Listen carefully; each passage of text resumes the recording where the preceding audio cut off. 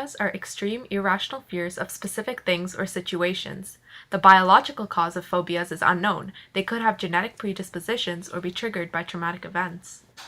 A treatment for phobias is exposure therapy. Patients face their fears in virtual simulations or safe environments. This therapy is based on memory extinction, replacing negative memories with neutral ones. Cortisol is released to respond to stress. It also aids memory extinction. Let's see how it works.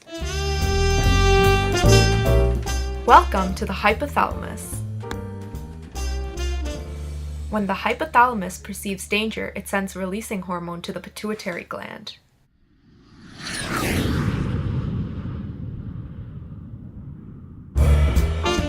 Welcome to the pituitary gland. This gland is located under the hypothalamus in the center of the base of the brain. The pituitary gland releases ACTH, that's adrenocorticotropic hormone. ACTH travels through the bloodstream to the adrenal cortex, an endocrine gland that releases cortisol. This is cortisol.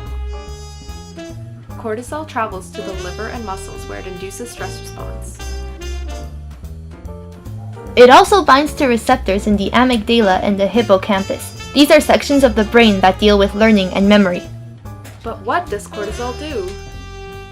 Well, it heightens new memory formation. During exposure therapy, safe associations with the phobia can be retained. It also inhibits memory recall, so the safe memory is remembered over the fearful one. How do we make sure we don't make too much cortisol? Cortisol is its own negative feedback. It inhibits the release of regulating hormones from the hypothalamus and from the pituitary gland.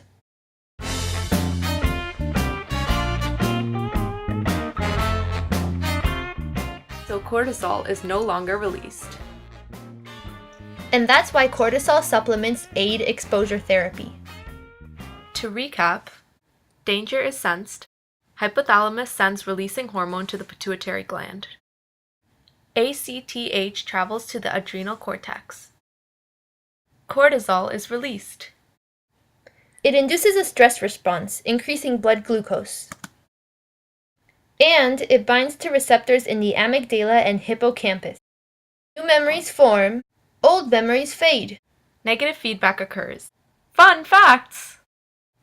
This is why you blink during a test. Stress inhibits memory recall. And why you remember blinking so well, because stress heightens memory formation. Phobias include the fear of teenagers or the fear of scientific terminology.